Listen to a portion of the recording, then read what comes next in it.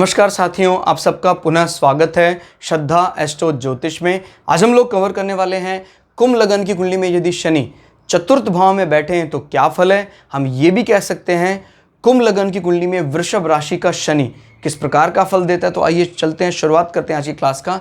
प्रथम भाव से गिनते हैं तो एंटी क्लॉकवाइज आता है चतुर्थ भाव, चौथा भाव जीवन में सुखों की बात करता है।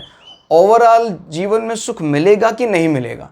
कोई कहता है जी मेरी आय मिल गई, मुझे आय के साधन बहुत है, मेरे पास धन भी बहुत इकट्ठा हो गया है। क्या जीवन में इनके बावजूद भी सुख मिलेगा कि नहीं मिलेगा, ये तय करता है चौथा भाव, चतुर्थ भाव। और अगर मेरी दृष्टि से अगर आप देखते हैं, ठीक है, कोई क्या कहता है, कई सांसारिक दृष्टि में कहते हैं 11वां भाव बहुत मजबूत है क्योंकि जीवन में इच्छा पूर्ति के लिए आदमी जीता है। फिर बात करते हैं कई ज्योतिषी भी दूसरा भाव बहुत मजबूत है क्योंकि एसेट्स अगर किसी के पास हैं, पैतृक संपदा है, जीवन में जीवन यापन करने के लिए धन संपदा है, तो फिर क्या दिक्कत है कमाने की। लेकिन आप भूल रहे हैं इसके बाद भी आदमी को बहुत ज़्यादा दरकार रहती है। क्या उन वस्तुओं से, क्या उन भौतिक संपदा के कारण जीवन में सुख का अनुभव कर पाता है? कहता जी नहीं कर पाता क्योंकि चतुर्थ भाव क्रैश हो गया है। अगर चतुर्थ भाव मजबूत अवस्था में है तो चाहे 11वां भी कमज़ोर हो और चाहे दूसरा भी कमज़ोर हो, जीवन में सुख का अनुभव वो कर लेगा।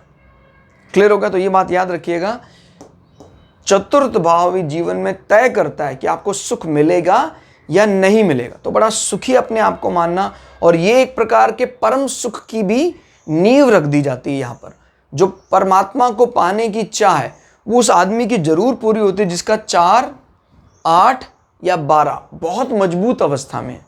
क्लियर हो गया? और चतुर्थ को तो मैं सर्वश्रेष्ठ मानता हूं ईश्वर की प्राप्ति के लिए। भाई आज के 5000 साल पहले कोई कहता था भाई दूरस्थ स्थान पर जाओ, अपने क्षेत्र को छोड़ दो, वहाँ वन में भ्रमण करो, फिर आपको ईश्वर की प्राप्ति होगी। मेडिटेशन करो बहुत ज़्यादा, कुंडलिनी जागरण, हठ योग करो। अभी कोई कह रहा है भैया घर पे ही रह रहे हैं, जिस कर्म में आप लगे वहाँ आप सुखी रहते हैं और अपने घर में ही आप चिंतन करते रहते हैं ईश्वर का, उसी के जरिए आपको ईश्वर बोध हो जाएगा, ईश्वर का ज्ञान हो जाएगा। इससे बड़ी बात क्या है? और समझिए जरा, कलयुग जैसे समय में जहाँ इतने बड़े बड़े तप, साधना, कुंडलिनी मेडिटेशन सबके लिए संभव ही नहीं है। यहाँ पर फायदा कम दिखाई देता है, नुकसान ज़्यादा दिखाई देता है। अगर गड़बड़ कर दिया आपने, ठीक है, एक साधारण मेडिटेशन की ट्राई करें तो बहुत बढ़िया, लेकिन आपको पता है कि कई फिर इसमें बढ़ते हैं तो हठ योग या कुंडलिनी मेडिटेशन को जगाने का कार्य करते हैं। आज कोई मुश्किल से 0.01% लोग ऐसे होंगे जिसका सही ज्ञान रखते हैं। तो कहीं गड़बड़ हो गया तो बहुत बड़ी भारी चूक हो जाएगी। मैंने जो बताया ये इनफैक्ट सही कुंडली जागरण वाले जो गुरु हैं वो तो इससे भी कम है, 0.00001%। चुनिंदा लोग हैं संसार में जो अपनी जागृति के बाद इतने सेटिस्फाई हैं कि वो आपकी भी जागृति में मदद कर सकते हैं, आप पर कोई ऊर्जा का संचार कर सकते हैं, या कह सकते हैं शक्ति का आप पर बौछार करके आपकी मेडिटेशन या कुंडली को जागरण कर सकते हैं। सुना होगा आपने कि शक्तिपात किया। इस प्रकार के चुनिंदा ही संसार में 800 करोड़ की आबादी है, तो मुश्किल से कोई पूरे संसार भर में ढूंढे आप तो कोई 8000, 9000 लोग ऐसे होंगे जिसको इसका सही ज्ञान है। पूरे विश्व में बात कर रहा हूं, तो ये बहुत कम परसेंटेज माना जाएगा। 8-9 हज़ार लोगों को इसका सही ज्ञान है जो आप पर शक्ति पात कर दे तो आपकी भी मेडिटेशन में मदद मिले। तो भाई हम तो चतुर्थ भाव के ही उस ईश्वरीय बोध पर जा सकते हैं जहां पर आप प्रसन्न रहें। प्रसन्न वदनम ध्यायेत सर्व विघ्नों वशांतये।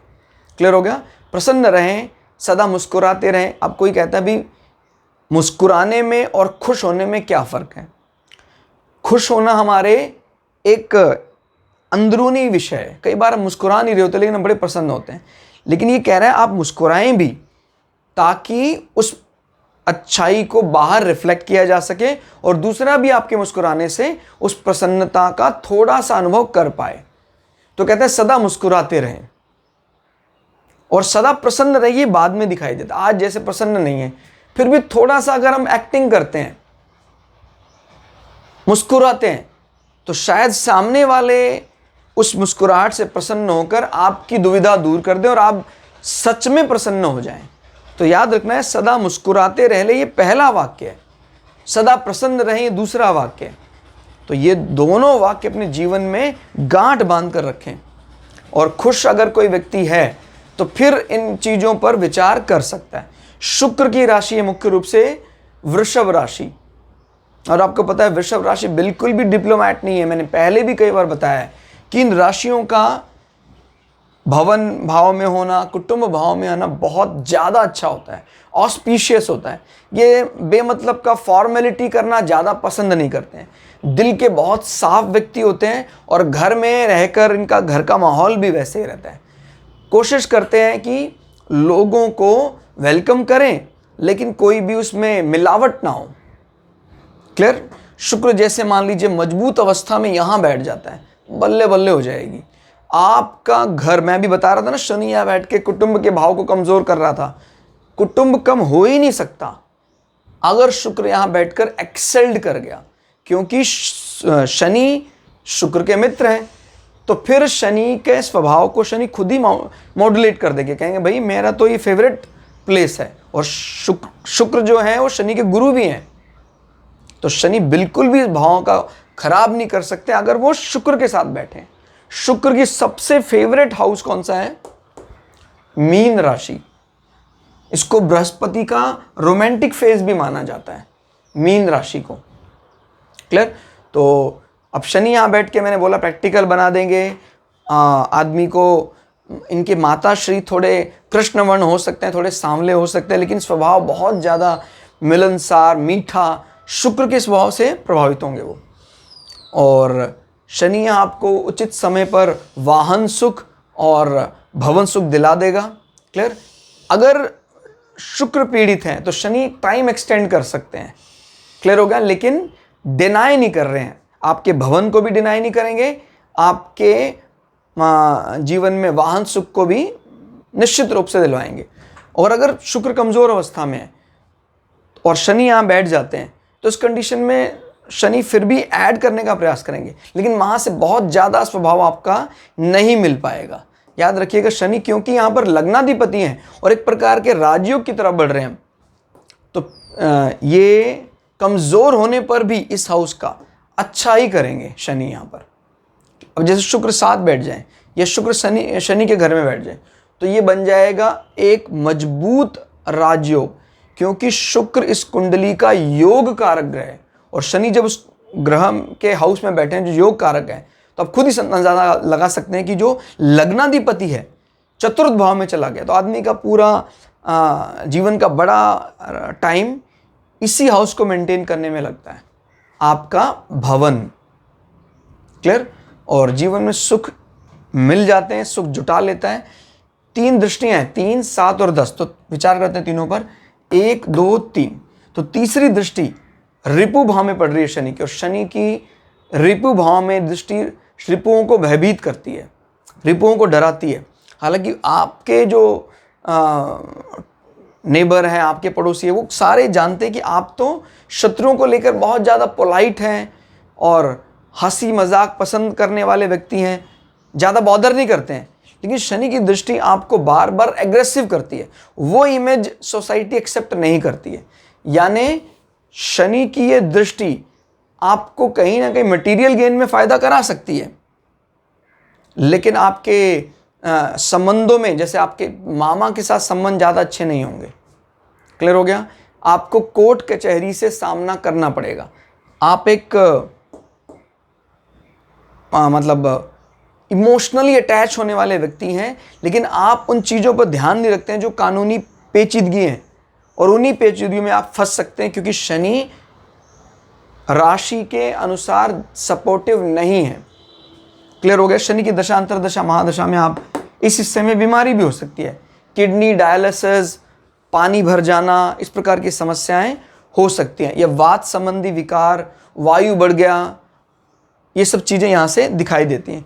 शनि की 7वीं दृष्टि कर्म क्षेत्र में, वृश्चिक राशि में शनि की दृष्टि कर्म क्षेत्र में ज़्यादा अच्छी नहीं मानी जाती है। ऑफिस एनवायरनमेंट बड़ा तना तना सा रहता है, और यानी मधुर एनवायरनमेंट की बात यहाँ दिखाई नहीं देती है। क्लियर हो गया? मंगल स्वयं बैठकर घर को बचाने का कार्य करें तो 70% पावर उसके पास रहेगा, 30% पावर इनके अतिरिक्त सेटिंग एलिमेंट और इन पर पड़ने वाली दृष्टियों पर निर्भर करता है। तो दृष्टि शनि की इस हाउस को खराब कर रही है, लेकिन मंगल जिस हाउस का लॉर्ड है बूस्टअप कर सकता है। भाई जैसे मान लीजिए मंगल यहाँ बैठ जाता है तो आदमी कहीं ना कहीं मर्चेंट नेवी में तेल को ढूंढने का कार्य करता है। शनि की दृष्टि आपको बताती है कि वहाँ पर आपके जो कोलीग्स हैं, आपके ग्रुप सी ग्रुप डी कर्मचारी हैं, वो आपसे नहीं मिलकर चलते हैं, आपकी और उनकी बजती है, लड़ाइयाँ झगड़े रहते हैं। फिर शनि 10वीं दृष्टि से आपके मन मस्तिष्क को देख रहे हैं, वो उसको शांत रखेगा, क्योंकि अपने घर को कौन बुरा करना चाहेगा। तो शनि अपने घर को शांत रखेगा, आप जीवन में सुखों को लेकर बड़े आश्वस्त रहेंगे। क्लियर हो गया?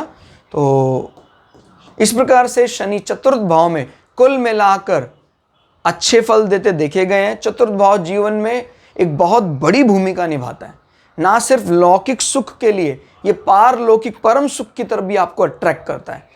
तो कैसा रहा क्लास, कमेंट करके जरूर बताइएगा। मिलते हैं अगली क्लास में, तब तक के लिए जय श्री भगु पराशरा, जय श्री शुक्राचार्य, नमस्कार।